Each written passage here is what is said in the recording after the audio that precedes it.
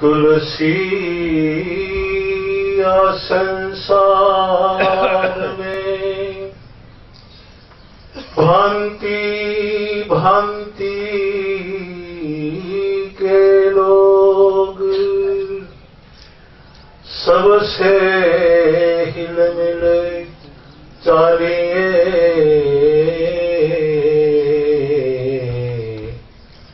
नदी नाव संयोग तुलसी मग्न भयो तुलसी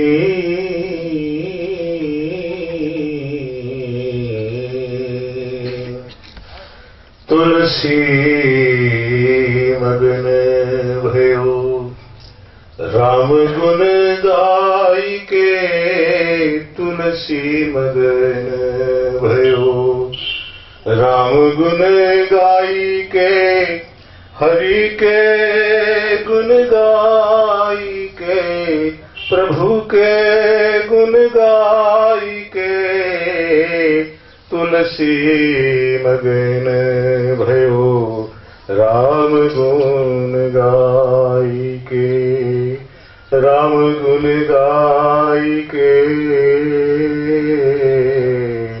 राम गुण गाई के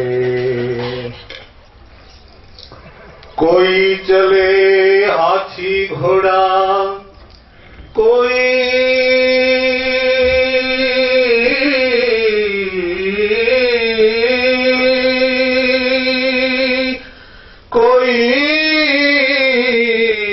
कोई चले हाथी घोड़ा पालखी मंगाई के कोई चले हाथी घोड़ा पालखी मंगाई के तुलसी चले पैदले तुलसी चले पैदले कीड़ियां बचाई के तुलसी चले पैदल कीड़ियां बचाई के तुलसी मगन भयो राम गुण गाई के हरि के गुण गाई के तुलसी मगन भयो राम गुण गाई के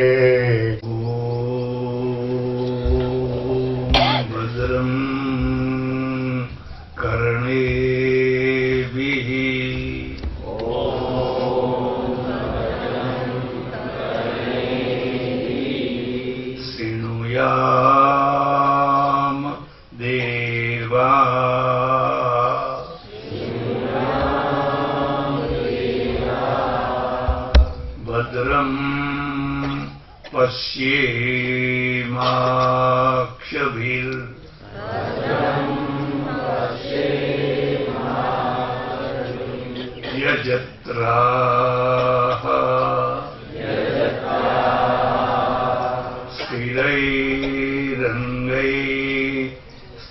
स्थिरैरङ्गैस्तुष्टुवागुं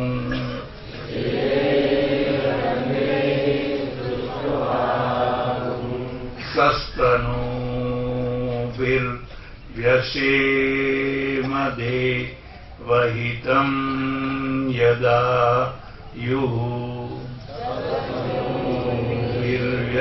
व्यसेमदे वहितं यदा ॐ स्वस्ति न इन्द्रो वृद्धस्रवाः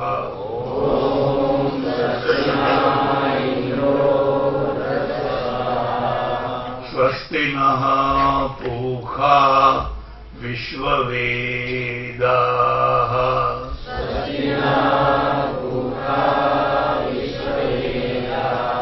स्वस्ति नस्तारक्षो अरिष्टनेमिः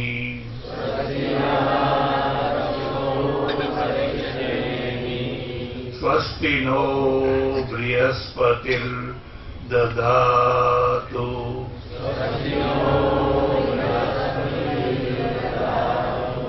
ॐ सहना भवतु भवतु सहनौ भुनक्तु सह वीर्यं करवावहै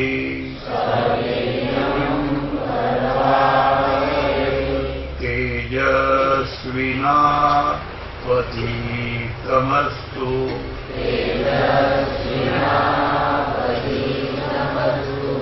मा विद्विषावहै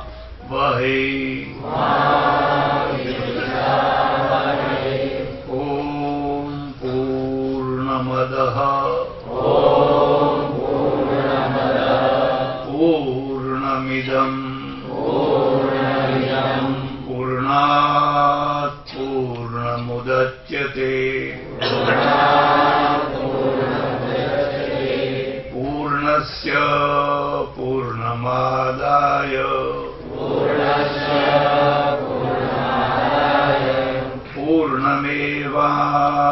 पूर्णमेवावशिष्यते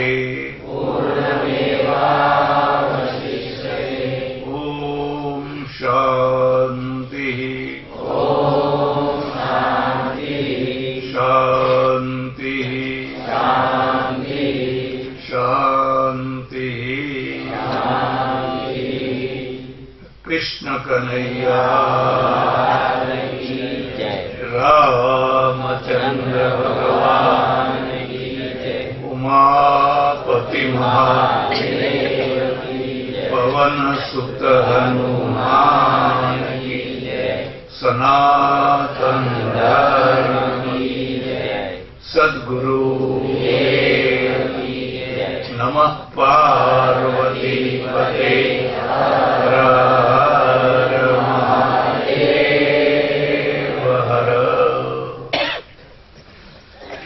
સજ્જનો અને બહેનો, સ્વાધ્યાયનો પ્રસંગ ચાલી રહ્યો છે અને સ્વાધ્યાયના પ્રસંગમાં મહર્ષિ પતંજલિ વિરચિત યોગ દર્શન અથવા યોગ સૂત્રના સંબંધી થોડી ચર્ચા કરવામાં આવી રહી છે. યોગ સૂત્ર એટલે આ યોગ દર્શન એ સાધના ગ્રંથ છે. આ દર્શનોમાં બે ભાગ છે, વિચાર ગ્રંથ અને સાધના ગ્રંથ. સાંખ્ય દર્શન છે એ વિચાર ગ્રંથ છે. એમાં વિચાર કર્યો આત્મા પરમાત્મા ફલાણું ફલાણું ફલાણું ફલાણું, અને આમાં આત્મા પરમાત્મા વગેરે વગેરેનો વિચાર નહીં, પણ સાધના શું કરવી ખ્યાલ આવે છે. એટલે આને સાધના ગ્રંથ કહેવાય. સાધના ગ્રંથ સૌનો ઉપયોગી હોય. વૈચારિકતા ગમે તે હોય, પણ તમારે સાધના તો કંઈ ને કંઈ કરવી જ પડે. સાધના વિનાની વૈચારિકતા છે એ એક પ્રકારથી વાંજણી કહેવાય. તમારી પાસે વિચારો છે પણ સાધના કશી નથી. એટલે યોગ દર્શન અને મીમાંસા દર્શન જૈમિનીનું, આ બંને સાધના દર્શન છે. યોગ દર્શન છે એ શરીરની સાધના છે, જ્યારે મીમાંસા દર્શન છે એ પરલોકની સાધના છે. એની ચર્ચા અત્યારે નહીં કરીએ, પણ આ સાધના દર્શન છે. હવે સામાન્ય રીતે યોગ એટલે ઘણા યોગો છે. ગીતાના 18 અધ્યાય યોગ જ છે. વિષાદ યોગથી શરૂ કરીને ઠેઠ સંન્યાસ મોક્ષ સંન્યાસ યોગ છે, એ બધા યોગ જ યોગ છે. પણ આ જે યોગ છે એ રાજયોગ છે. ખ્યાલ આવે છે? અને રાજયોગનો અર્થ થાય છે રાજમાર્ગ. આપણે કોઈ જગ્યાએ નથી લખ્યું હતું આ રાજમાર્ગ નથી, એટલે અહીંયા કોઈ એક બે માણસો આવજા કરે પણ કોઈ આ રાહદારી રાજમાર્ગ નથી. એમ આ છે માર્ગ એ રાજમાર્ગ છે, એટલે કોઈ પણ ચાલી શકે છે. બીજા માર્ગ એવા હોય કે આમાં આટલી યોગ્યતા હોય તો જ તમે ચાલી શકો, જો આટલી યોગ્યતા ના હોય તો ચાલી શકાય પણ રાજમાર્ગ હોવાના કારણે કોઈ પણ માણસ આમાં ધારે તો ચાલી શકે છે. હઠયોગ છે એ રાજમાર્ગ નથી, એમાં બધા માણસો ચાલી શકે. તો આ જે રાજમાર્ગ છે એટલે રાજયોગ છે, એના 8 અંગ છે. લખવા હોય તો લખી લીધો 8. અષ્ટાંગ યોગ એટલે એનું બીજું નામ અષ્ટાંગ યોગ પણ પાડવામાં આવ્યું છે. લખવા હોય તો લખી લેજો. યમ, નિયમ, આસન, પ્રાણાયામ, પ્રત્યાહાર, ધારણા, ધ્યાન અને સમાધિ, આ એના 8 અંગ છે. પણ આ 8 અંગમાં 2 ફાઉન્ડેશન છે. 2 છે એ એટલે એમાં તમારે કશું કરવાનું નથી, પણ ફાઉન્ડેશન બનાવવાનું છે. યમ અને નિયમ. મોટા ભાગે શું થતું હોય છે કે યમ અને નિયમનું ફાઉન્ડેશન બનાવ્યા વિના માણસ સીધો આસન ઉપર ચાલ્યો જાય. તો એને આસન આવડે તો ખરા, પણ આગળનું કામ બહુ સફળ થાય પહેલા ફાઉન્ડેશન બનાવવું પડે. એટલે 5 યમ છે અને 5 નિયમ છે. લખો હોય તો લખી લીધો. અહિંસા, સત્ય, અચૌર્ય, બ્રહ્મચર્ય, અપરિગ્રહ, યમાહ. આ 5 શબ્દને યાદ રાખજો. મેં તમને એક વાર કહ્યું હતું પતંજલિ ઉપર બૌદ્ધોનો પ્રભાવ છે. બુદ્ધ 5મી શતાબ્દી પૂર્વ થયા, ઈસવીસન પૂર્વ 5મી શતાબ્દી, અને પતંજલિ 3ય શતાબ્દી, એટલે બુદ્ધના પછી 200 વર્ષે થયા. અને ત્યાં સુધી એમનો પ્રભાવ ફેલાઈ ચૂક્યો હતો. અચ્છા, એક બીજો મુદ્દો ખાસ યાદ રાખજો. વૈચારિકતા જે છે ને એનું કેન્દ્ર યુનિવર્સિટી હોય છે, વિદ્યાપીઠો હોય છે. પ્રાચીન કાળમાં, અત્યારે આ વાત ઓછી છે. કેમ ઓછી છે કે યુનિવર્સિટી અને વિદ્યાપીઠોમાં જે આચાર્યો છે એમની કક્ષા બહુ નાની થઈ ગઈ છે. એમની કક્ષા બહુ નાની થઈ ગઈ છે. એટલે પણ પહેલા અને પશ્ચિમમાં, આજે પણ પશ્ચિમમાં બધી વૈચારિકતા યુનિવર્સિટી અને વિદ્યાપીઠોમાંથી જે પ્રોફેસરો અને કઈ બધા એટલા બધા સૂક્ષ્મ વિચારક હોય એનું મહત્વ છે. એટલે નાલંદા વિદ્યાપીઠમાં એવી રીત હતી કે કોઈ પણ નવો આચાર્ય આવે એટલે દરવાજા ઉપર એની સાથે શાસ્ત્રાર્થ થાય.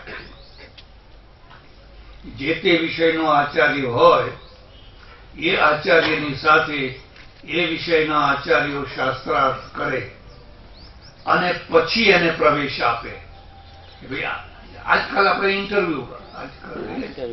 ઇન્ટરવ્યુ એ પછી એને પ્રવેશ મળે, જુએ કે આ માણસ યોગ્ય છે કે કેમ છે, ગમે તેવો તો નથી ને. એટલે વિદ્યાપીઠોમાંથી વિચારો નીકળે, વિદ્યાપીઠોમાં વિચારોનું પુષ્ટિકરણ થાય, માન્યતા મળે, પછી લોકો સુધી એ વિચારો પહોંચે. એટલે બુદ્ધના વિચારો બહુ ફેલાઈ ગયેલા, બહુ પ્રભાવશાળી રીતે ફેલાયેલા. એક બીજો મુદ્દો યાદ રાખજો ખાસ. મહાપુરુષ 2 પ્રકારના હોય છે. લખવા તો લખી દે. એક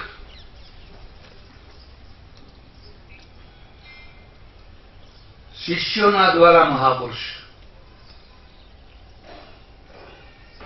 અને 2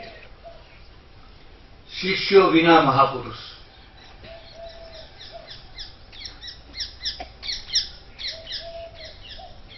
માનો કે ઈસુ છે, બુદ્ધ છે, મહાવીર છે, આ બધાના પાછળ જે આ લાખો કરોડો શિષ્યો છે, એ શિષ્યો ના હોય તો કોઈ પ્રચાર ના હોય. શિષ્યો પ્રચાર કરતા હોય છે. ઈસુ એટલે શું? મેં ઘણી વાર કહ્યું કે તમારા ઈસુ કરતા તો અમારા કબીર ઘણા મોટા છે. કબીરની વાણી એટલી ગજબની વાણી છે. પણ ઈસુનું આખી દુનિયામાં શિષ્ય વર્તુળ છે, અને શિષ્ય વર્તુળ જેનું મોટું હોય એ ગુરુને મોટા કરી દે. તો એક તો શિષ્યોના દ્વારા મોટા થયેલા મહાપુરુષો, બે એમને કોઈ શિષ્ય જ ના હોય અને છતાં મોટા હોય. દાખલા તરીકે વ્યાસ, વશિષ્ઠ, કપિલ, કણાદ, ગૌતમ, આમના કોઈ શિષ્ય નથી, કોઈ સંપ્રદાય, કોઈ પંથ, કોઈ નથી. અને કોઈ ન હોવા છતાં પણ એમની મહાનતા છે. તો એ સ્વતઃ મહાનતા છે. ને પેલી છે એ શિષ્ય પ્રભાવિત છે. ટોળું બનાવી દો, ટોળું તમને મહાન બનાવી દેશે. તમારે બીજું કંઈ કરવાની જરૂર નહીં, ટોળું જ તમને તમારો જય જયકાર કરી દેશે. અને ટોળા વિના પણ જેનો જય જયકાર થાય એ સ્વતઃ કહેવાય. પતંજલિનું કોઈ ટોળું નથી, કપિલનું કોઈ ટોળું નથી, વ્યાસનું કોઈ ટોળું નથી. પણ છતાંય એ જે મહાન છે એ ગ્રંથોના કારણે, વિચારોના કારણે, પોતાના સ્વરૂપ એના કારણે. એટલે જ્યારે એમણે આ યોગ સૂત્રની રચના કરી, યોગસ ચિત્ત વૃત્તિ નિરોધ, પહેલું જ સૂત્ર લખ્યું કે યોગસ ચિત્ત વૃત્તિ નિરોધ. વચ્ચે એક બીજી વાત કહી દઉં તમને. આ સૂત્ર શું છે? સૂત્ર શું છે કે કોઈ વિષય ઉપર ગુરુ કલાક, 2 કલાક, 3 કલાક, 4 કલાક, આખો દિવસ પ્રવચન આપે. આટલું મોટું પ્રવચન હોય. પછી એનો અર્ક કાઢે. અર્ક કાઢતા એને નાનું નાનું નાનું નાનું નાનું કરતા સાવ નાનું કરી દે, એને સૂત્ર કહેવાય. એને કહેવાય સૂત્ર. પછી જો એનો કોઈ વિસ્તાર કરે તો પાછું આવડું થઈ જાય. એનો વિસ્તાર કરનાર હોય તો આવડું મોટું થઈ જાય. પણ એનું સંક્ષિપ્તીકરણ કરતા કરતા કરતા કરતા એટલે આપણે ત્યાં સૂત્ર ગ્રંથો છે. ખ્યાલ આવે છે? સૂત્ર ગ્રંથો છે જે માત્ર સૂત્ર રૂપમાં હોય. યોગસ ચિત્ત વૃત્તિ નિરોધ, ચિત્તની વૃત્તિનો નિરોધ, એનું નામ યોગ. હવે તમારે એનું જેટલું વ્યાખ્યાન કરવું હોય, તમારી ક્ષમતા હોય એ પ્રમાણે તમે એનું વ્યાખ્યાન કરી શકો છો. તો યમ બતાયા અહિંસા, સત્ય, બ્રહ્મચર્ય વગેરે વગેરે 5 લખાય ને. એમાં સૌથી પહેલો મૂક્યું કે તમારે શું પાડવાનું. એક રીતે આયુર્વેદની દવા છે. આયુર્વેદની દવા ચરી વિનાની હોય નહીં, અને એલોપેથીમાં કોઈ ચરી હોય. એલોપેથીમાં તમારે જે ખાવું હોય ખાઓ, જેમ કરવું હોય એમ કરો. પણ આયુર્વેદની નાનામાં નાની દવા હોય તો એને ચરી પાડવી પડે. એને પથ્ય કહેવાય. પથ્ય, કુપથ્ય અને ભેષજ. તો પહેલામાં પહેલા શું કરવાનું? તો અહિંસા. કોઈ પણ જીવની હિંસા કરવાની નહીં. આ પહેલું ફાઉન્ડેશન. બીજું ફાઉન્ડેશન સત્ય. સાચું બોલવાનું, સાચું આચરવાનું. લખવું હોય તો લખી લીધો. ઘણી વાર સત્ય બોલવું અને સત્ય આચરવું એ બેમાં ફરક છે.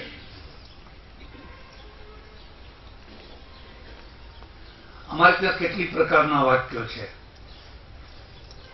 તમે વિચાર કરો કે ગાંધીજીએ સત્યના પ્રયોગો કર્યા ને. પણ ગાંધીજી કદી જિંદગીમાં જુઠ્ઠું બોલ્યા હતા? યુધિષ્ઠિર જુઠ્ઠું બોલ્યા હતા? કલ્પના કરી શકો છો? યુધિષ્ઠિર જુઠ્ઠું બોલ્યા હતા? બોલ્યા હતા. નરોવા કુંજરોવા નહીં હો, એ તો અડધું અસત્ય હતું. પણ જ્યારે એ વિરાટ રાજાના ત્યાં ગુપ્તવાસ કરવા ગયા અને પૂછ્યું કે તમે કોણ છો, તો કે હું કંક છું ને મને જુગાર રમતા આવડે. ભીમે કહ્યું હું રસોઈયો છું, મારું નામ વલવલ છે. અર્જુને કહ્યું હું બૃહન્નલા છું. હવે આ સત્ય હતું કે અસત્ય હતું? સત્ય શું હતું? અમે પાંડવો છીએ, અને પાંડવો છીએ એવું સત્ય બોલે તો પરિણામ શું આવે? તો પકડી જાય. એટલે અમારે ત્યાં અસત્યના બે રૂપ છે. લખવા હોય તો લખી લઈએ. અસત્યના બે રૂપ છે. એક સફેદ અસત્ય અને એક કાળું અસત્ય.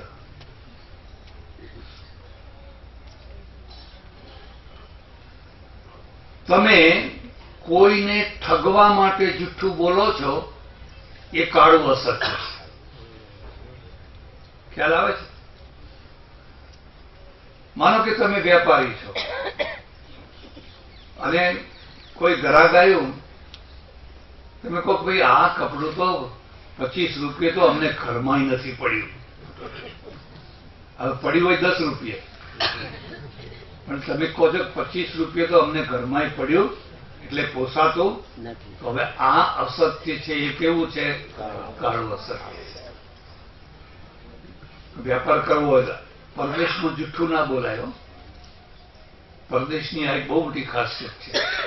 અહીંયા જો સાચું બોલ્યા તો મર્યા, અને પરદેશમાં જો જુઠ્ઠું બોલ્યા તો મર્યા. સમજો, કોર્ટમાં પણ ત્યાંનો કાયદો છે કે જો તમે જુઠ્ઠું બોલતા પકડાયા તો પછી દંડ બીજો થાય. જુઠ્ઠું બોલવાનો પણ અહીંયા જુઠ્ઠું બોલવાનો કોઈ દંડ ના થાય.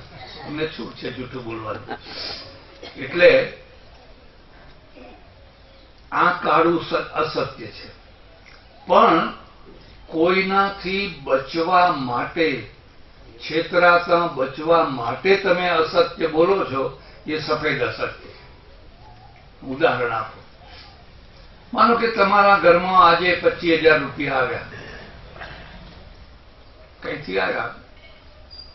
અને ગામનો એક ગુંડો માણસ છે, એને ખબર પડી કે ફલાણાના ઘરમાં આજ 25,000 રૂપિયા આવ્યા છે. એટલે આવીને કહે છે જરા મને 25,000 રૂપિયા ઉછીતા આપજો, હું 2 દિવસમાં તમને આપી દઈશ. હવે તમને ખબર છે કે આ લઈને કોઈને આપવાનો નથી. અને તમે શું કહો છો? અરે 2 કલાક પહેલા આવ્યો હોત તો હું તમને જરૂર આપી દોત, પણ મેં હમણાં જ ફલાણા ભાઈને. તો હવે આ જે અસત્ય છે, કોઈને છેતરવા માટે નહીં, પણ કોઈથી છેતરાતા બચવા માટે. ફરક સમજાય છે? તમે કોઈને છેતરવા માંગતા નથી, પણ કોઈ તમને છેતરવા માંગે છે, એનાથી બચવા માટે તમે બોલો છો, ત્યારે એ સફેદ જૂઠ છે. બેનો ફરક સમજાયો? એટલે અહિંસા સત્યમસ્તેય, એટલે એવું સત્ય જેને વ્યાવહારિક સત્ય કહેવાય. ખ્યાલ આવે? આદ્ય શંકરાચાર્ય બ્રહ્મસૂત્રની ઉત્થાનિકામાં લખ્યું છે, સત્યાનૃતે ચ મિથુની કૃત્ય ભવતી લોક વ્યવહાર. સત્ય અને અસત્યનું મિશ્રણ કરીને લોક વ્યવહાર ચાલતો હોય છે. એનાથી વધારે તમને કહું, માનો કે તમે કોઈના ત્યાં ગયા છો અને તમારે એના ઘેર જમવું નથી, કારણ કે તમારો વ્યવહાર બરાબર એના સાથે જામેલો નથી, અને એ તમને આગ્રહ કરે ચાલો ચાલો ચાલો જમી લો, જમવું જ પડશે. તો કે ના ના હો, આજ તો મારે બુધવાર છે. હવે આજ તો મારે બુધવાર છે, બુધવાર અક્ષરનો અર્થ શું છે? કંઈ કરતા મારે આ જમવામાંથી બચવું છે. હવે તમે જે આજ તો મારે બુધવાર છે એવું કહીને ખસી જાઓ છો, કોઈને છેતરવા માટે નહીં, પણ કોઈની જગ્યાએ ફસાઈ ના જવાય એટલા માટે તમે આવું બોલો છો. તો આવા પ્રયોગો સત્યવાદી જે હોય એને પણ ઘણીવાર જીવનમાં કરવા પડતા હોય છે. મહાપાપ કે પાપ શામાં છે? જ્યારે કોઈને છેતરવા માટે બોલવામાં આવે ત્યારે. છેતરવા માટે. હવે પશ્ચિમમાં તમારે બહુ જુઠ્ઠું ના બોલવું પડે, અને અહીંયા સાચું બોલવું બહુ અઘરું કામ છે. એક ઘરમાં ઉતરેલો, અમારે ચડોતરના પટેલનું હતું, પાછળના ભાગમાં વાડો, એ વાડામાં હું ને ડોશીમાં બે નીકળ્યા. એટલે અમને જોઈને બાજુના ઘરનો અમેરિકન હતો, એને એની ઘરવાળી વચ્ચે પેલી વાયરની દિવાલ, એ પણ આવ્યા. આવીને પછી થોડી વાતચીત ચાલી, એટલે પેલી બાઈ છે ને અમેરિકનની બાઈ, એ મને કહે છે કે આ મારો 5મો પતિ છે. હવે આ બેન કઈ સમજે નહીં. મને કઈ શું બોલી?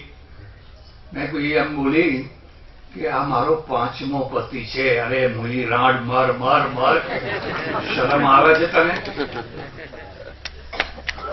હવે પેલી તો જે હતું એ બોલી દીધું, અને એને કઈ વાંધો આવ્યો. આપણા ત્યાં આવું બોલો તો આપણા ત્યાં આવું બોલી શકાય? પછી એને 10 કર્યા હોય તો ના બોલાયો, તો એ બોલાય. પણ પેલા બોલી શકે છે, અને બોલીને પણ સારી રીતે જીવન જીવી શકે છે. આ બંનેમાં ફરક છે. અને જો સત્યનું નામ ધર્મ હોય તો ધર્મ ત્યાં છે, તો ધર્મનું અસ્તિત્વ ત્યાં છે. સાચું જ બોલવાનું, જે હોય સાચું બોલી દેવાનું, એમાં જુઠ્ઠું બોલવાની જરૂર નહીં. એટલે અહિંસા, સત્ય, અસ્તેય. અસ્તેયનો અર્થ છે કે જેના ઉપર તમારો હક નથી એને તમે પરવાનગી વિના લઈ શકો નહીં. અચૌર્ય. અસ્તેય એટલે અચૌર્ય. સ્તેય એટલે ચોરી, અને અસ્તેય એટલે અચોરી. ઘણા માણસોની એવી ટેવ હોય છે, કોઈના ઘરે જાય ને એટલે બધું આમ જોયા કરે, ટીવી સરસ છે હો, ફલાણું સરસ છે હો, ફલાણું સરસ છે હો. અને બહેનોને તો ખાસ પેલો દહીં વલોવાનો સંચો જોવે તો કે ક્યાંથી લાયા, સંચો બહુ સારો છે. નાની નાની નાની બાબતમાં એનું મન ફર્યા કરતું હોય.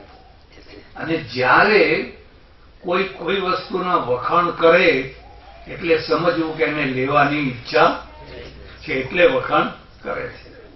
એટલે ઘણા ડાયાને ઉદાર માણસો લઈ જાઓ લઈ જાઓ લઈ જાઓ, તમને ગમતું હોય તો. નાના મારે લેવો થોડો છે, લઈ જાય ખરા, પછી લઈ જાય ખરા. અને પછી મનમાં એવા હશે ને, કેવો બનાવ્યો, શું કે કેવો બનાવ્યો. હવે કોણ બન્યું આમાં? લેનાર બન્યો છે, દેનાર નહીં. એટલે આવી આદત હોય કે નહીં, પહેલા મનમાં નક્કી કરી લો કે મારે કોઈની વસ્તુ નથી લેવી ને નથી લેવી. મારી જેવી હોય, ભલે ને થોડી હલકી હોય, મારે એમ જ જીવવું છે. મારે કોઈની વસ્તુ જોઈતી નહીં. તો શું થશે કે તમે લલચાયા જ કરશો. લાલચ આવી હોય તો સારું, હા બોલપેન સરસ છે હો, ફલાણું સરસ છે હો, તો તમારું મન હંમેશા લલચાયા જ કરશે. અને જેનું મન લાલચું થઈ જાય ને એ યોગ ના કરી શકે. ખ્યાલ આવે છે ને? લાલચના કેટલા ક્ષેત્ર છે? અસંખ્ય ક્ષેત્ર છે. ભોજનની લાલચ, કપડાની લાલચ, પૈસાની લાલચ, તમે જેટલા ક્ષેત્રો, અરે જોડાની લાલચ, બેસવાની લાલચ, અસંખ્ય ક્ષેત્રો છે. પણ તમે એકવાર મનમાં મક્કમ કરી દો કે મારે હવે કોઈની વસ્તુ લેવી નથી, અને કોઈ લેતું હોય તો એની ઈર્ષ્યા નથી કરવી. આ બીજી વાત છે. તમે નથી લેતા એ સારી વસ્તુ છે, પણ કદાચ કોઈ બીજું લેતું હોય તો પાછી તમે એની ઈર્ષ્યા કરો. અમારા એવા ઘણા ઓળખીતા સાધુ હોય, પૈસાને અડે નહીં. હું એ થોડાક સમય એવી રીતે રહેલો, પણ જો કોઈ લેતો હોય તો એની હમ પૈસા નહીં છૂટે, એ લોકો તો પૈસા છૂટે. અરે એ છુએ તો છુવા દે, પણ તારે ના છુવું હોય તો રહેવા દે. એ લોકો તો પૈસા છૂટે. તો તમારે ના લેવું હોય તો ના લો, પણ જે લેતા હોય એની ઈર્ષ્યા કરવાની નહીં. તો આ ગુણમાંથી દોષ ઉભો થાય, ગુણમાંથી दोष उभो થાય. हम ऐसे नहीं है. હમણાં થોડા સમય પહેલા જ એક સાધુ ગુજરી ગયા. એ તો જ્યાં જુઓ ત્યાં સભામાં બેઠા હોય તો ઉભા થઈને કહી દે, દેખો हम किसी से पैसा नहीं लेते, किसी से कुछ नहीं लेते. પણ ના લેતો હોય ચૂપ મર ને, બોલ બોલ શું કામ કરે છે? કારણ કે જે લે છે એને હલકા પાડવા છે. ખ્યાલ આવે? જે લે છે એને હલકા પાડવા છે. અમારે ત્યાં એક બહુ સરસ પંજાબની કથા છે, દ્રષ્ટાંત છે. રાજા હતો ને, રાજા એટલે રાજા ગામની ભાગોળે એક ત્યાગી મહારાજ રહેતા હતા. એની પાસે ગયો અને સોનાની મોહરો વાળી થેલી હતી, એના આગળ મૂકી પેલા પાછી આપી, લઈ જાઓ, મેરી જરૂર નહીં, લઈ જાઓ, લઈ જાઓ. એ લઈ ગઈ. બીજા છેડે એક બીજો સાધુ રહેતો હતો, એની પાસે જે મૂકી થેલી એને શિષ્યને કહ્યું, અચ્છા ભીતર રખ દો, અંદર રૂમમાં રાખી દો. એટલે એના મનમાં વિચાર થયો, પેલા ના લીધી ને આને લીધી. પછી આ સમજી ગયો, કોણ જે લેનારા હતો ને એ સમજી ગયો, महाराज दोनों में कौन बड़ा, नहीं लेने वाला बड़ा कि लेने वाला बड़ा? समाधान करे छे, नहीं लेने वाला भी बड़ा और लेने वाला भी बड़ा. वो कैसा? એને ના લીધી, મારાથી આ વહીવટ નહીં થાય, પણ મેં લીધી એનો ઉપયોગ કરવા માટે. જે ઉપયોગ તારાથી નથી થવાનો એ ઉપયોગ હું કરવાનો છું. ઘણી વાર એવું બને કે તમારી પાસે પૈસો અઢળક હોય પણ ઉપયોગ કરતા આવડે, ઉપયોગ કરતા ના આવડે.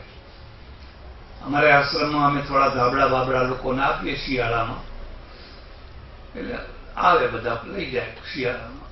બીજી જો ઘણી વસ્તુઓ. અમારા ગામમાં એક પટેલ ને મને કે મારે ધાબળા વેચવા છે. મેં કહ્યું તમારું કામ નહીં, રહેવા દો. ના કે મારે ધાબળા વેચવા છે.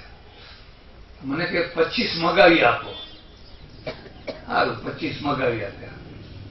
25 મગાવી આપ્યા ને પછી જે લાઈન લાગીને એને ઊંઘવા ના દે કોઈ. પેલાને ઊંઘવા ના દે. ટાઈમ ક્યારે જુઓ ત્યારે 5-25 માણસો ઉભા, એ છે ધાબળા દે દો, ધાબળા દે દો, ધાબળા દે.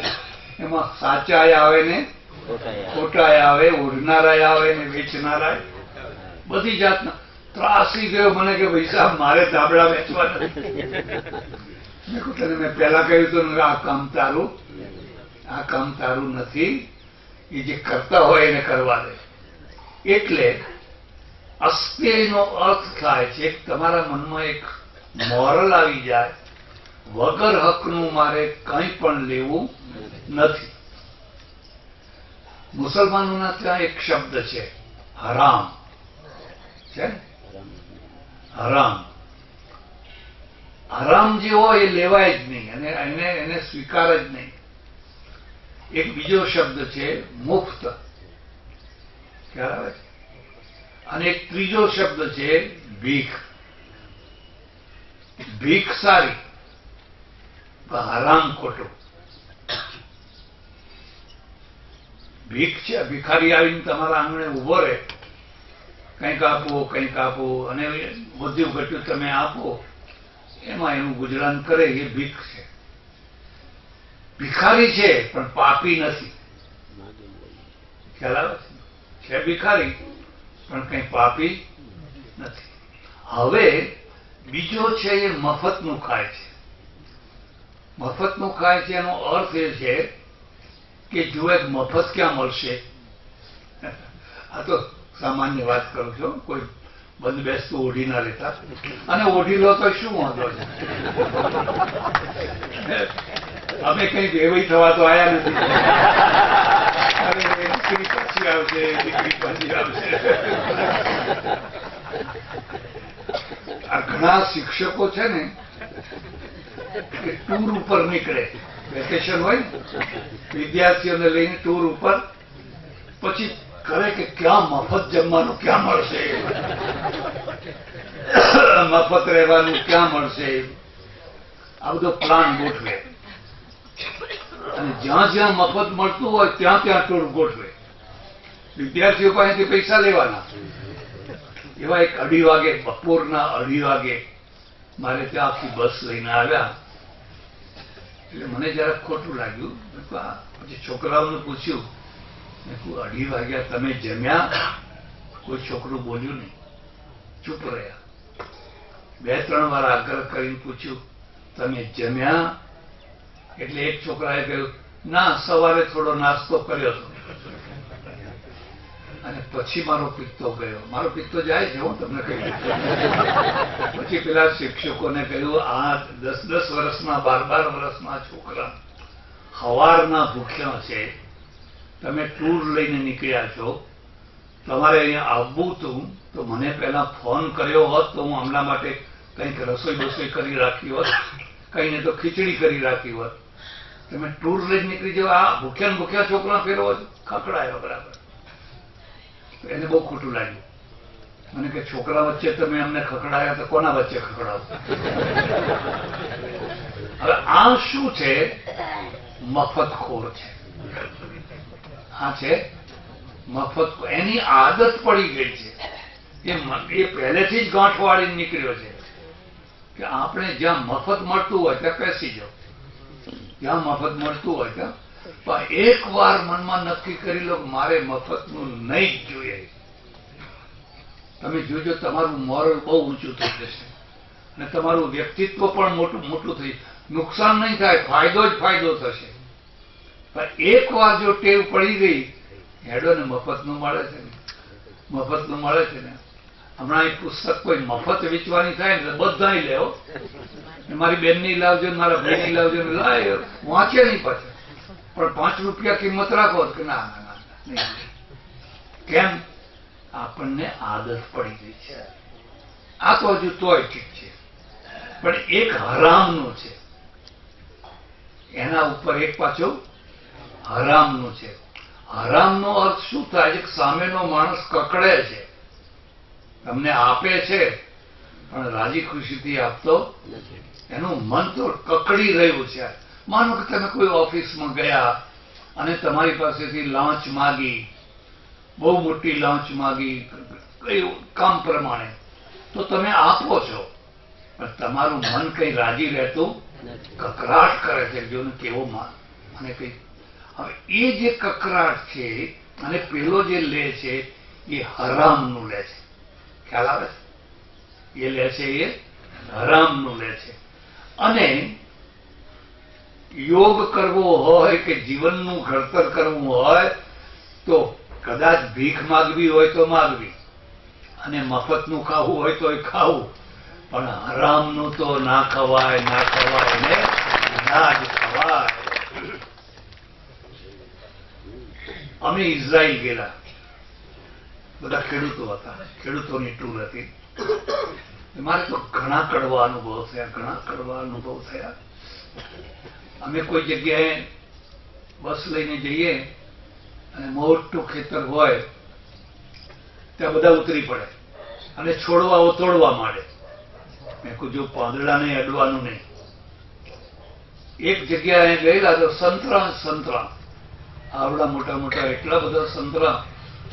અમારી સાથે એક ખાદીધારી આવેલા, પ્રૌઢ માણસ, એને 2 ગજવામાં સંતરા ભરી લીધા.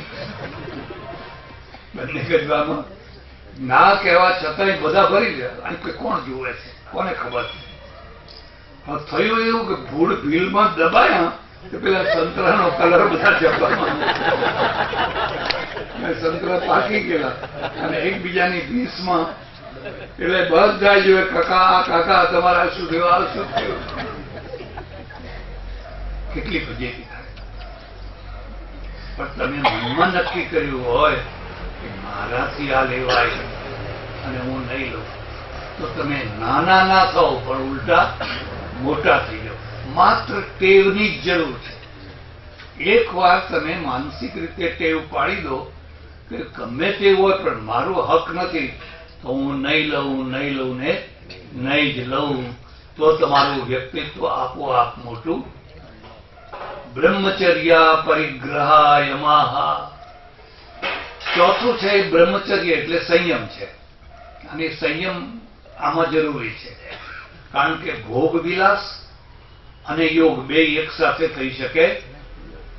એને છેવટમાં કહી દીધું અપરિગ્રહ. અપરિગ્રહનો અર્થ સમજવા જેવો છે. પરિગ્રહ એટલે ગ્રહણ કરવું અને અપરિગ્રહ એટલે છોડી દેવું, ત્યાગી દેવું. ત્યાગ જુદો છે અને અપરિગ્રહ જુદો છે. તમારા ઘરમાં 5 થાળીઓ છે, 5 માણસો છે એટલે 5 થાળીઓ છે, બરાબર છે. તો તમારા ઘરમાં 25 થાળીઓ છે, તમારા ઘરમાં 200 ગાદલા છે અને સુનારા કેટલા છે? 5 જણા. હવે આ બધા થપ્પી લગાવેલા. તમારા મનમાં એવી વૃત્તિ હોય કે આપણા ત્યાં વધારે હોય તો આજુબાજુના કોઈના ત્યાં મહેમાન પરોણા આવ્યા હોય તો આપણે આપવા જોઈએ, તો બરાબર છે. પણ તમે વાપરતા નથી, કોઈને આપતા નથી, માત્ર થપ્પી કરી રાખી છે. મારા એક ઓળખીતા પટેલ છે, એના ફોઈ એટલે જાણો ને, આપની બેન બાળ વિધવા બિચારી, બાળ વિધવા થયેલી, પછી તો ડોશી થઈ ગઈ, વૃદ્ધ થઈ ગયેલી. પણ મને વાત કરે કે ઘરમાંથી કોઈ વસ્તુ આપવા ના દે. ઉંબરા ઉપર જ બેઠી હોય, કોઈને ગાદલા જોઈતા હોય, કોઈને 2 વાસણ જોઈતા હોય, કોઈને કંઈ જોઈતું હોય, આવે ખરા. પણ અમે કંઈક આ ફોઈ જરા આગા પાછા થાય ને પછી તમને જો ખબર પડી જાય કે તમે 2 ગાદલા પેલાને આપ્યા, 2 વાસણ પેલાને આપ્યા, કકરાટ કરે. તો હવે એ કોઈ મરી ગયા ત્યારે લોકો એના વખાણ કરે કે નિંદા કરે. આ ડોશી મુઈ ખાતી નથી, ખાવા દેતી નથી, વાપરતી નથી, કોઈને આપતી નથી, અને બધું ભેગું કર કરે. હું વૃંદાવનમાં રહું તો એમાં એ આશ્રમમાં એક મૌની બાબા રહેતા હતા. મૌની બાબા મૌન રે, બોલે નહીં, બહુ સારા. પણ એ મરી ગયા, 5 પેટી સાબુ નીકળ્યા. કેટલા? હુક્કાઈ ગયેલા, બધા બંગડી જેવા હુક્કાઈ ગયેલા. કારણ કે કોઈ આવે ને તો બધાને એક સાબુ આપે, કોઈને ધોતીઓ આપે, કોઈને કોઈ ગ્રસ્તો આવે ને કઈ એ જે આવે એ બધું ભેગું કર. એ ધોતિયા તો સડી ગયેલા નીકળ્યા બધા, એકદમ ઘડીઓ એમને એમ પેલી આમ જામી ગયેલી ને બધું એમને એમ નીકળ્યું. આને શું કહેવાય? પરિગ્રહ. આને કહેવાય પરિગ્રહ. એટલે મારું એક સૂત્ર યાદ રાખજો, ઇનકમિંગ આઉટગોઈંગ. ઇનકમિંગ આઉટ, એક હાથે લેવું ને બીજા હાથે આપવું. બહુ વધારે પડતું ભેગું થવા દેવું. તો ઇનકમિંગ ને આઉટગોઈંગ તમે કરો ને તો તમારું કમિંગ એ શોભે ને આઉટગોઈંગ પણ શોભી ઉઠે. એટલે અપરિગ્રહાયમાહ. પછી નિયમો બતાવે છે: શૌચ, સંતોષ, તપઃ, સ્વાધ્યાય, ઈશ્વર પ્રણિધાનાની નિયમાહ. લખો: 1 શૌચ, 2 સંતોષ, તપઃ, 4 સ્વાધ્યાય, અને 5 ઈશ્વર પ્રણિધાનાની નિયમાહ. જો તમને ખબર હોય, આ બહેનોને વધારે ખબર, આપણે ત્યાં દર દિવાળીએ આખું ઘર ઝાપટવાનું અને જેટલું નકામું ભેગું થયું હોય એ બધું કાઢવાનું. પડ્યું હોય ખૂણામાં, અરે પણ શું કરો, કઈ કામમાં તો આવતું નથી. એટલે તે દિવસે બધું વારી ચોરીને બધું, એવી ઘણી વસ્તુઓ હોય જે તમારા કામમાં આવતી હોય નહીં અને કાઢી નાખવાની હોય. આ બાબતમાં પશ્ચિમના લોકો ઘણા સારા. એ લોકો ગેરેજ સેલ કરે, ગરાજ સેલ. આપણે ત્યાં એ પદ્ધતિ નથી. માનો કે થરાદમાં એક મામલતદાર છે, કોઈ કંપનીમાં નોકરી કરે છે અને એની બદલી સુરત થઈ. હવે આ બધા સોફા ને ટીવી ને ફલાણું ને બેગો એ બધું ભરીને ત્યાં સુરત ના લઈ જાય, અને લઈ જાય તો ઘાટ કરતા કડામણ મોંઘું પડે. એટલે એને જવાનું હોય એના પહેલા 8-10 દિવસ પહેલા ગરાજ સેલ કરે. ગરાજ એટલે એનું ગેરેજ હોય ને, એક બાર બોર્ડ લગાવી દે, ગરાજ સેલ એમ કરીને એરો લગાવે. એટલે ત્યાંના લોકો ટેવી ગયેલા હોય, આવે. સ્ત્રીના કપડાં હોય, પુરુષના કપડાં હોય, બધી વસ્તુ હોય, જે એને ન જરૂર હોય એવી બધી વસ્તુ હોય, અને સસ્તામાં સસ્તી આપી દે. કારણ કે એને તો કાઢવું છે, સસ્તામાં સસ્તી આપી દે. એક છોકરો મારો ઓળખીતો હતો, આવડું મોટું હાર્મોનિયમ $1 લઈ આવ્યો, મને કે આ ગરાજ સેલમાંથી લઈ આવ્યો. અને પાછું એટલું સરસ હાર્મોનિયમ. હવે ઉપાડીને પેલો ક્યાં લઈ જાય, એ કાઢી નાખવાનું. એટલે ભેગું કરવાનું જ નહીં. અને જ્યાં ઘર ભાડે લે ત્યાં બિલકુલ ફર્નિચર સાથે હોય, વેચાતું લે તોય ફર્નિચર સાથે હોય. એટલે આ બધું લઈ લઈને ફરવાનું. આપણા માણસો શું કરે, પૂંછણીઓ લઈ જાય, ઘરમાં પગ લૂછણીઓ હોય ને એ લઈ જાય, ગાભા લઈ જાય કે પોતા કરવા કામ આવશે, લઈ જા બધું લઈ જા. આ બંનેની માનસિકતા જુદી જુદી છે.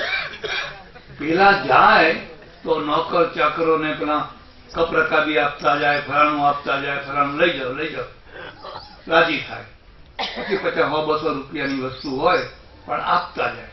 અને આપણે એક ચમચીએ છોડીએ, બધું બેગો ભરીને લઈ જાય. પેલા શું લઈ જાય, ડોલર લઈ જાય. મહત્વની વસ્તુ શું છે, ડોલર છે. અને એના માટે કઈ બેગો ભરવાની ના હોય, એના તો ચેક હોય. આપણે આ બધી બેગો ભરી. આ બેની માનસિકતા જુદી જુદી છે. એટલે શૌચ, સંતોષ, તપ, સ્વાધ્યાય, ઈશ્વર પ્રણિધાનાની નિયમા. પહેલામાં પહેલું લખ્યું શૌચ. શૌચ એટલે પવિત્રતા. શૌચ એટલે સૂચિ, સૂચિ ઉપરથી શૌચ. આખી દુનિયામાં, યાદ રાખજો, આખી દુનિયામાં આપણે હિન્દુ પ્રજા જ રોજ નાહીએ છીએ. બાકી દુનિયાની પ્રજા રોજ નાતી, હિન્દુ પ્રજા જ રોજ સ્નાન કરે છે. મુસલમાનો તો જુમ્મા પે એટલે અઠવાડિયામાં એક વાર. કારણ કે અરબસ્તાનમાં પાણી ના મળે. જે રીતિ રિવાજો બનતા હોય છે ને એમાં પ્રકૃતિ ભાગ ભજવતી હોય છે. અરબસ્તાનમાં પાણીનું ટીપું ના મળે તો નાવાનું ક્યાંથી? હવે અહીંયા જે લોકો ગંગા જમના કિનારે રહેતા હતા, દિવસમાં 3 વાર નાય. ત્રિકાલ સંધ્યા કરો ને 3 વાર. હવે 3 વાર નાવ તો ત્યાં ના નવાય, પાણી લાવવું ક્યાંથી? એટલે આ મુસલમાનો રોજ નાતા. કેટલાક મુસલમાનો તો કહે, અંદર વાતો કરે ને कि खुदा ने बदन में इतनी खुशबू रखी है अपनी, मुसलमानों के, हम लोग 8 दिन पे नहाते हैं तो अभी खुशबू आती है, और हिंदू के शरीर में तो दुर्गंध आती है, बदबू आती है, रोज नहाना पड़ता है. अच्छा, अंग्रेजो वगैरह છે ને એ અઠવાડિયામાં 1 વાર નાય, એને બાથ ડે કે, રવિવારને બાથ ડે કે, રોજ ના નાય. અને નાય તો 2 કલાક નાય. ટબ મોટું હોય ને એ ટબમાં ગરમ પાણી ભરે ને પછી પડ્યા હોય ને, જાગ રેડિયો સાંભળતા હોય કે વાંચતા હોય, અને એ રીતે ના, એટલે 8 દિવસનું પાણી 1 દિવસમાં વાપરી નાખે, પણ નાય એટલે બરાબર નાય. અને એમનું નાવાનું પણ સમજવા જેવું છે. એ કાં તો સાવરમાં નાય, એટલે ફુવારો હોય ને, અને ફુવારામાં તમારા 2 હાથ કામ કરે. શરીર ચોળવું હોય તો 2 હાથ, તમે લોટે લોટે ના તો 1 હાથ તો લોટામાં રોકાઈ જાય, એટલે બીજા હાથે ડાબા હાથે એટલી બધી શરીર ચોળવાનું ના કરે. અને ટબમાં નાઓ તો એનું એ પાણી અડધો કલાક પોણો કલાક સુધી શરીરને ઘસ ઘસ ઘસ ઘસ ઘસ કરો, એટલે એના એ પાણીએ તમારું શરીર વધારે ચોખ્ખું થાય. ખ્યાલ આવે છે? આપણે પાણી ઢોળીએ વધારે, પણ પેલા જેટલું શરીર ચોખ્ખું થાય. આ બેનો ફરક સમજો. એટલે એને બાથ ડે કહે. જે દિવસે રવિવાર હોય તે દિવસે નાય. ને રવિવાર એટલે રવિવાર એટલે તે દિવસે રજા જ રાખવાની. આપણે રવિવારે બમણું કામ કરીએ, ચર્ચમાં જાય, નહીં ધોઈને બધું કરે.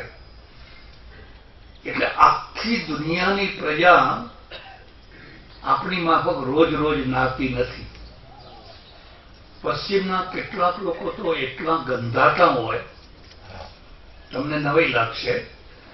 આમ જુઓ તો ગૌર હોય, એકદમ ઉજળા હોય, પણ નજીક જાઓ ને તો ગંધાતા.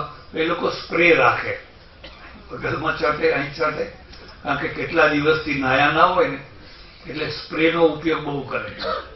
આપણે તો સ્પ્રેની જરૂર જ નહીં. ત્યાંથી કોઈ આવે ને એ પાછા સ્પ્રે વાપરે લોકોને દેખાડવા માટે. જો અમે લાયા છીએ આવું બધું, કેવું કેરોસીન જેવું આવે ને આમ છાંટવાનું. એટલે શૌચ, સંતોષ, તપસ, સ્વાધ્યાય, ઈશ્વર પ્રણિધાનાની નિયમ.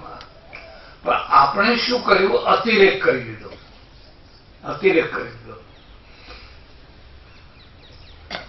બિહારમાં એક શહેર છે મુઝફ્ફરપુર, યુપીમાં મુઝફ્ફરનગર અને બિહારમાં મુઝફ્ફરપુર. હવે ત્યાં 108 રામાયણનું મોટું સંમેલન થયેલું, અને એના અધ્યક્ષ નહીં આવેલા, તેની જગ્યાએ મને અધ્યક્ષ બનાવી દીધેલો. એટલે મારી અધ્યક્ષતામાં થયેલું. હું તો ત્યારે નાના છોકરા જેવો. 150 સાધુ આવેલા. કેટલા? 150 સાધુ. મારવાડી લોકો બહુ સરસ ભવ્ય ધર્મશાળા, નવું ભવ્ય મકાન બનાવેલું, બધાને ઉતારા આપ્યા. એટલે પહેલો પ્રશ્ન થયો કે મિટ્ટી સે હાથ ધોएंगे हम तो. સંડાસ ગયા પછી માટીથી હાથ ધોવાના, સાબુ મૂકેલા નહીં, હમ સાબુન કા ઉપયોગ નહીં કરેંગે. એટલે બધા થેલા ભરી ભરીને માટી લઈ આવ્યા. 9 દિવસે જયારે પૂરું થયું, બધા પાઇપ સીડી ગયા, બધા પાઇપોમાં માટી ભરી ગઈ. આને ડાપણ કહેવાય કે મૂર્ખામી કહેવાય? હવે બધા પાઇપો તોડાતોડ. જ્યારે સાબુ નતો ત્યારે માટીનો પ્રયોગ થતો તો બરાબર હતું, પણ હવે જયારે આ બધી વસ્તુઓ આવી છે અને તમે કહો ના હજુ અમે મિટ્ટી કા પ્રયોગ કરેંગે, તો એક પ્રકારની આને જડતા કહેવાય. ખ્યાલ આવે છે?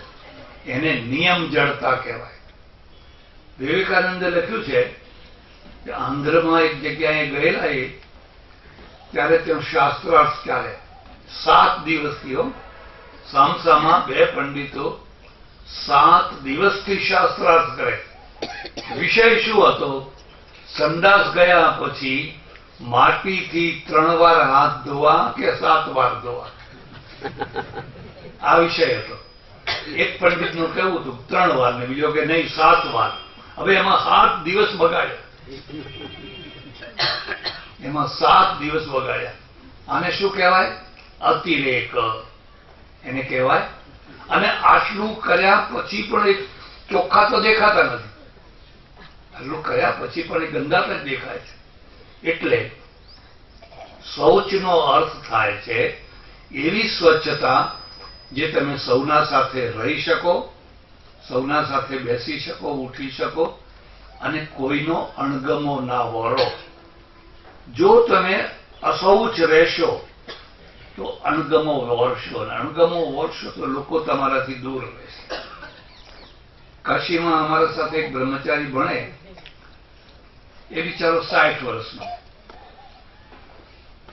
પણ એને વિદ્યા જ ના ચડે. વિદ્યા ના ચડે તો એ વિદ્યાને છોડે જ નહીં. દર વર્ષે પરીક્ષા આપે, અને આખા શરીરે એને કંઈક સ્કિન ડિઝીઝ થયેલી, એટલે લોકો એના નજીક ના જાય. પણ જયારે કેરીનો રસ કાઢવો હોય તો પહેલો પહોંચી જાય. હવે કેરીનો રસ કાઢે ને અંદર હાથ નાખે, લોકોને ચિતરી ચડે કે ના ચડે? ब्रह्मचारी जी आप उधर जाइए, उधर नहीं मैं उधर क्यों जाऊंगा? હવે હઠ કરીને એ કેરીનો રસ કાઢે, અણગમો થાય કે ના થાય? હવે એવો એ કે રાત્રે ગરમી બહુ લાગે, છત ઉપર અહીં સૂતા હોય ને, સવારે પણ પહોંચી ગયો હોય, રડતો એ સૂતો હોય અહીંયા, અને ગબડતો જાય પણ પહોંચી ગયો. એટલે નિયમ એવો છે કે જે સમાજમાં, જે સોસાયટીમાં તમે રહેતા હો, ત્યાં તમે અણગમો ના વોરી લો.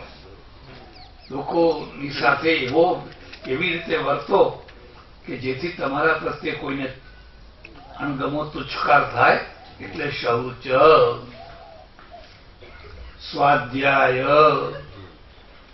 સ્વાધ્યાયનો અર્થ છે જે તમે ભણ્યા એ ભણેલાને ભણાવો અને એને રિપીટ કરો, નહીં તો ભૂલી જશો. વર્ષો પહેલા ભણ્યા હતા ને હવે પછી યાદ જ ના કર્યું તો બધું ખલાસ થઈ જાય.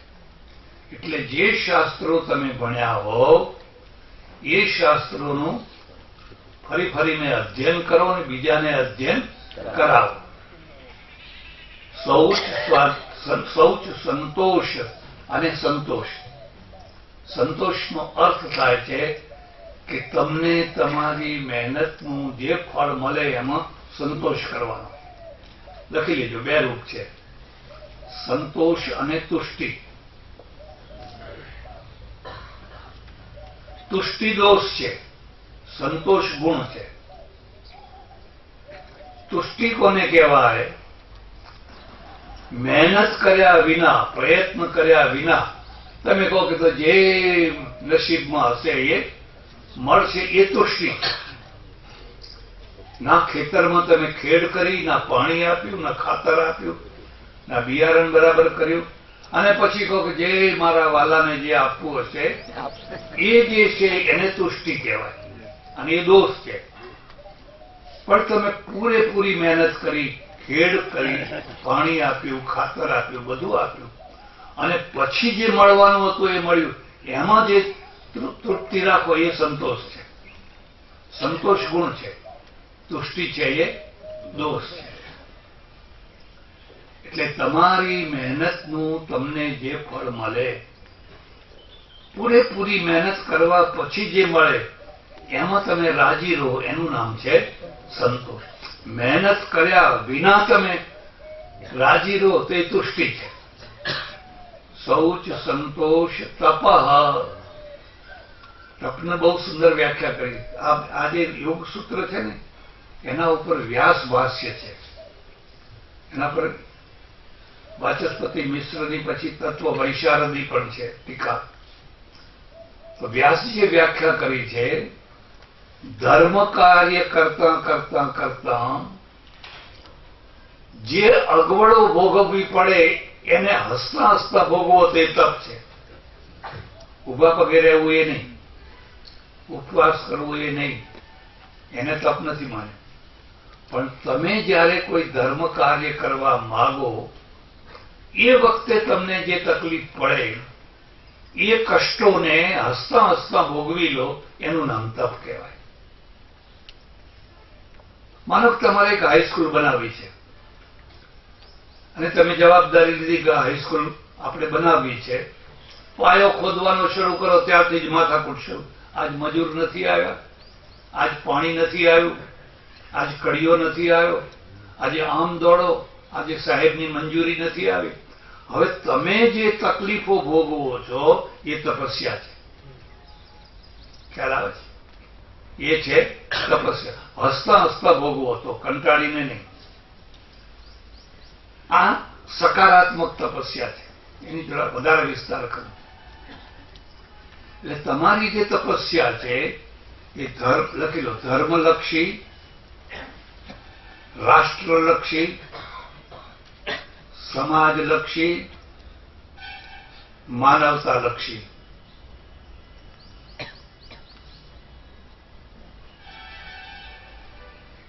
તમારી તપસ્યાથી ધાર્મિક પરિણામ આવે એ ધર્મલક્ષી તપસ્યા છે.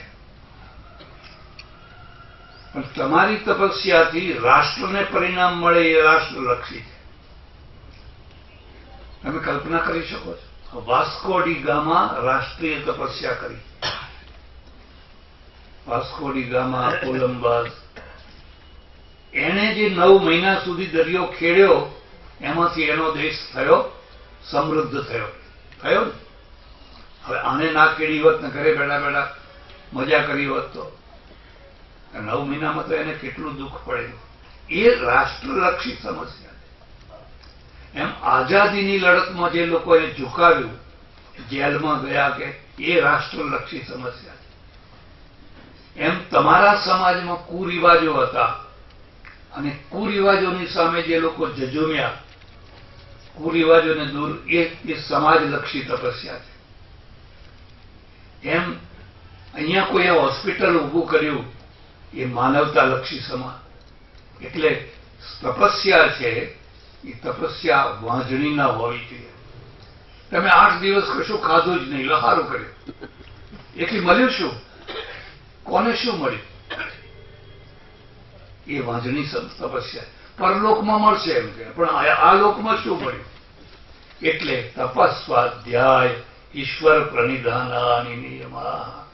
ઓમ પૂર્ણમદ પૂર્ણમિદં પૂર્ણાત પૂર્ણમુદચ્યતે પૂર્ણસ્ય પૂર્ણમાદાય પૂર્ણમેવાવશિષ્યતે. ઓમ